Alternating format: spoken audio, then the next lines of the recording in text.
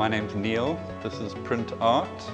We're in Cape Town, and welcome to my studio. I originally wanted to be a photographer, and I started printing originally in a darkroom, and I really used to love the darkroom. But then I ended up in the film industry for a long time, and I was decorating film sets. And then I started printing artwork for film shoots. That evolved into this. So print art, I've been here since 2011. And then eventually I invested in my current flagship machine, which is the Epson P10000, which I do all my fine art archival printing on.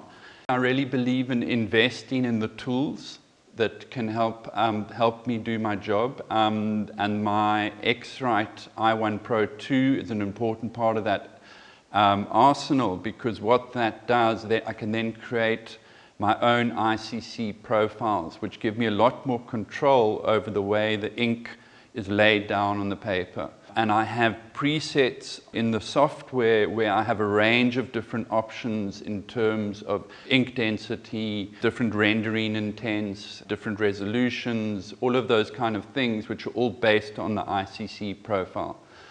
And that control, what that allows me to offer the client on the paper, is more control as to the way the ink is laid down on the paper, and the more control over the way the image appears on the paper. So here we're looking at the software which I use. The print software is called Mirage, and it comes pre-bundled with a lot of Hahnemeuhle profiles.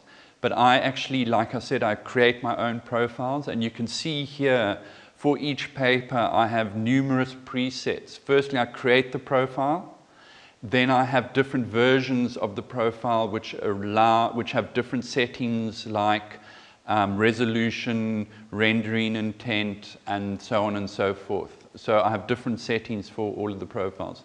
On the printer, I have set up custom paper settings. So each paper has its own custom setting, and that allows me for much more consistency in control in the way the ink is laid down on the paper.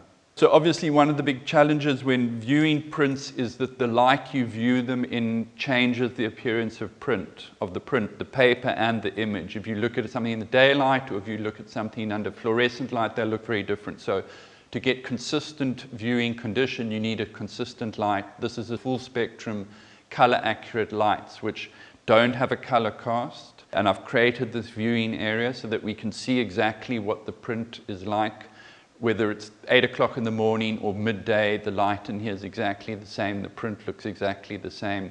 We're not affected. I've closed all the light off, so there's no daylight affecting the color temperature of the light in the room. So obviously the Hahnemeuhle papers are known for their outstanding quality, and they're very consistent. So I'm very confident if I profile a paper and I print an image for a client, he or she can come back in 3 months or 3 years, and we can recreate that image exactly the same, because there is such tight control over the ink and over the paper and over the way the machine puts the ink down on the paper. What I really like about Hahnemeuhle is, like I keep saying, their consistent quality, but also they have a range of papers that meet all my needs. So I use PhotoRag 308 is the classic, and I use that. I also use German etching, which is very popular for artwork reproduction. I use the museum etching, which works beautifully on my dedicated black and white system.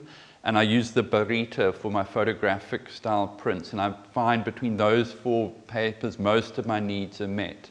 And it's a wide range of papers, but those 4 are my go-to papers. And I tend to have those in stock all the time. What I think I have achieved is created a closed loop. And this is always the end goal, I think, of digital printing, is trying to get a consistent color screen to print match. There are various things that one needs to do that. We need a consistent color space. You need a profiled monitor. You need your good profiles. You need a correct viewing area, so that you create a closed loop so that the color is consistent between those various devices. And using the same paper and the original inks have allowed me to create a color accurate loop which is what we've set out to achieve, and we have achieved. And the results are there to be seen, and clients really appreciate it.